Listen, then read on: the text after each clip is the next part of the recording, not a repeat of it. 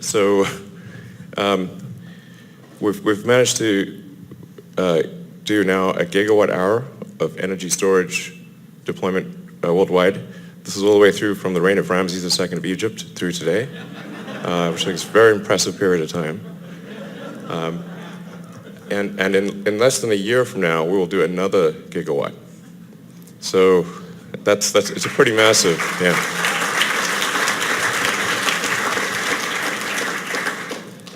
So the rate of stationary storage deployment is going to grow exponentially. I mean, it's really, I think, for many years to come, each incremental year will be about as much as all of the preceding years, which is a crazy growth rate. It's also a sort of a production limited thing. We would actually be able to do more if we could produce more. And we are producing a lot of batteries.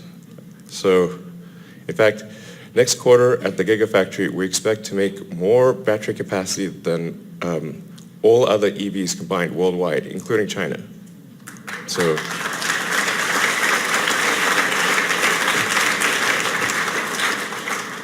I mean, this is a really crazy amount of batteries.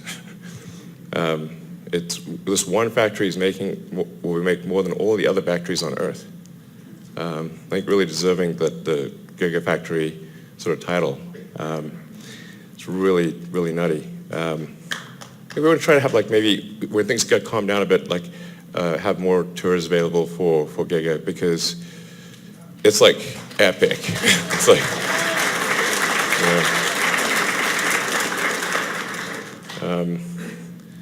yeah, it's like at least 2 hours to just walk through all of the parts of Giga at this point. Just to walk through everything takes 2 hours. Like, if you don't pause a lot. It's like good exercise. So that's, yeah, pretty wild. Can I ask you about batteries for a second? Yeah, sure. So you're building this Gigafactory, right? It's built. Well, it's not completely built. Okay, but part of it's up and running. A big chunk of it's built, yeah. Part of it's up and running. It's a really gigantic thing. It's like when the Gigafactory's done, it'll be the largest footprint building of any kind in the world.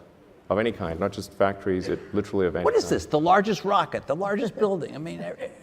Well, I mean, I think it's not scale for scale's sake. It's just like if you say, well, we want to accomplish these goals, then you kind of have to make a big thing. So, okay. You've got this big thing. It's this big, giant building. Right. Yeah. It's going to make batteries. The batteries it's going to make are lithium. We're going to have an opening. Well, it's not technically an opening party since it's been operating for a little while, but we're going to have a party soon. You guys maybe want to come. Okay. We can come? All right, yeah, good. Sure. We'll come to the battery it's party. Pretty, but they can't come. Love it's worth seeing. This they is like, can't come, right? Just this is crazy. No. This is like an alien dreadnought. It's really nutty. Because I love a battery party, but yeah. Right, but talk about where it's going. Are these lithium-ion batteries? Yeah, sure. So they're the same batteries that's in our phone? No. Please explain. Yeah, so lithium-ion. Have you made a battery breakthrough is something I'm interested in. Yeah, I mean, generally there's so much nonsense out there about batteries. Like you can believe about 1% of what you read. Maybe. Lithium-ion covers a very broad range of technologies, and you can have an enormous difference in the power density and the energy density and the cycle life between one chemistry and another. They can be really enormously different. What you really actually want to ask is, what is the cathode and what is the anode? Right. So in our case... That's right. Okay. I just put it in the lithium is actually 2% of the cell mass. Mm-hmm. So it's like the salt in the salad. It's a very small amount of the cell mass and a fairly small amount of the cost. But it sounds like it's big because it's called lithium ion, but it really, like, our battery should be called nickel graphite because it's mostly nickel and graphite. Okay, and it's nickel, cobalt, aluminum, but battery, other little things, and graphite with a silicon oxide layer. Battery efficiency or power, the power that you can store in a certain mass seems to be move very slowly, at least compared to, we're used to Moore's law, pushing integrated circuits faster. Batteries kind of are always, in our consumer devices, always lagging behind. You've built this giant thing, the biggest building in the world it's ever seen. It's not fully built, but yes, it's You're building it. pretty the big biggest chunk is building the built. world So has yeah, ever yeah, seen. yeah. To make batteries. Your whole business depends on batteries in these cars.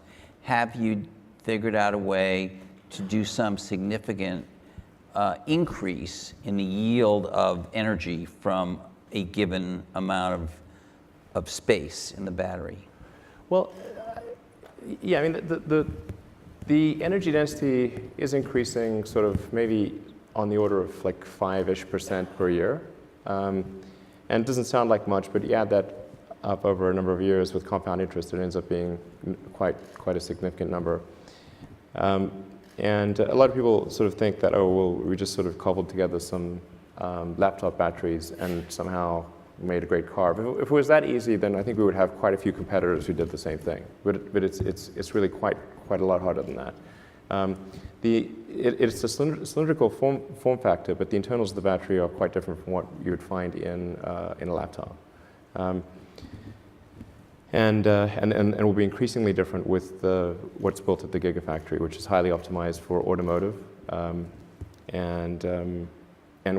has improved energy density. But mostly, it's not the energy density that's the issue, because you can buy, if you buy a Model S today, the range is around 300 miles, and that's quite a lot. So it's pretty rare that people really need to go more than 300 miles at a time without stopping.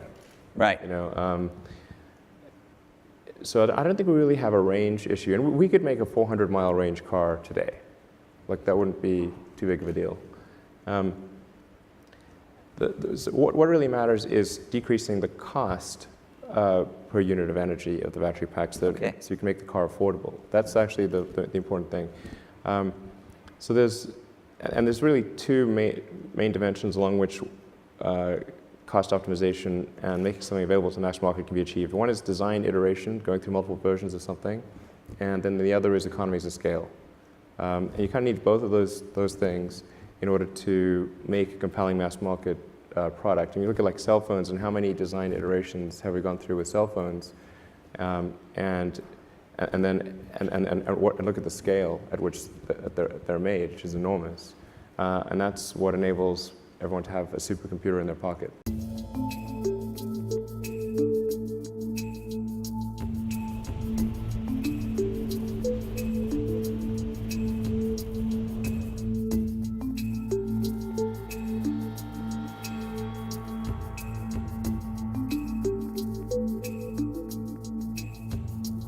People think of factories too much like it's some sort of photocopy machine. It's just some boring thing that makes copies.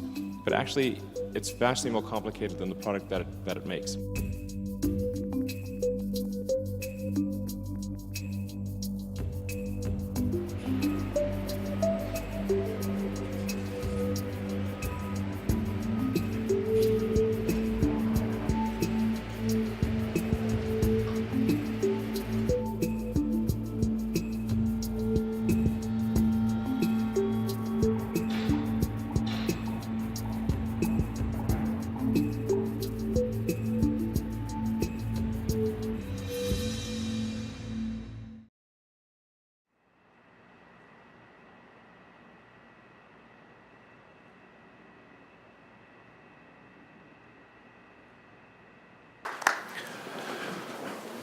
Well, I thank you for coming, and I'd like to start off by just thanking Governor Sandoval and the Nevada legislature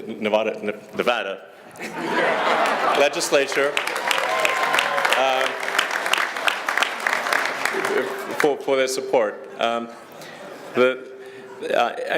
I think people should know that this was not the biggest incentive package. So it wasn't just about the incentives. And what the people of Nevada have created is a state where you can be very agile, where you can do things quickly and get things done. It's a real get things done state, and I think that was a really fundamental.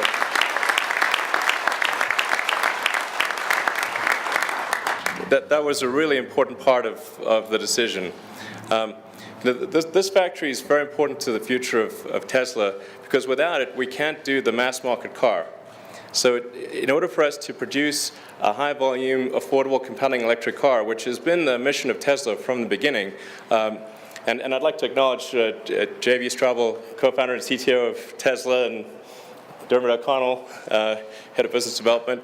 And there's a tendency to sort of focus a lot of stuff on me, but it's really just, it's not me. It's like everybody else at Tesla. So anyway, but the Gigafactory is really vital for the future of Tesla in order to produce this mass market affordable electric car, which has been our goal from the beginning.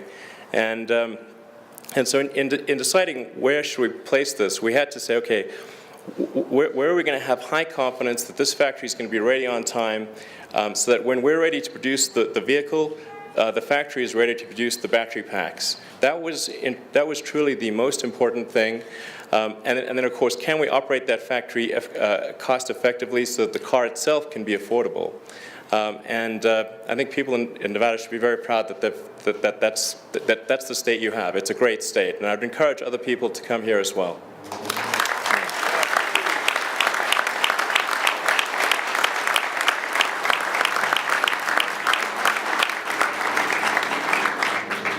And it's worth perhaps just highlighting the sheer scale of the Gigafactory. And why do we even call it the Gigafactory? It's because it's actually going to be, it's not just going to be the biggest lithium-ion battery factory in the world, but it'll actually be bigger than the sum of all lithium-ion factories in the world. So if you add up all the lithium-ion factories in China, Korea, Japan, elsewhere in the world, and you sum them all up, and all of their production capability last year, the Gigafactory is actually bigger than that. So it's difficult to quite describe in words, but it's a heck of a big factory. And I also want to just point out a few things about the nature of the factory. Like we're taking care to make sure that it looks good, that it fits in with the surroundings, so that it's a factory, but we care about aesthetics. Does it look good? Does it work with the rest of the environment?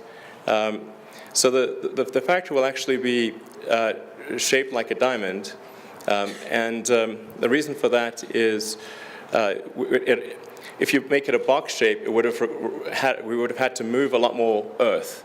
So in order to sort of have it fit more in the environment, we've had it shaped like a diamond, and then it's aligned on true north, so that we can actually have we can map out where the equipment's going to be by GPS. And we can also, the solar panels that'll be on the roof are also properly aligned. So it's sort of, I think it sounds kind of romantic to say it's shaped like a diamond and aligned on true north. But there are practical reasons for it as well. This factory will produce its own energy as well. So it's through a combination of geothermal, wind, and solar, it will produce all the energy that it needs. So it'll be a sort of a self-contained factory. And we're going to make sure that people can visit it and come look and check it out, because it'll be worth seeing. So, well, thanks again.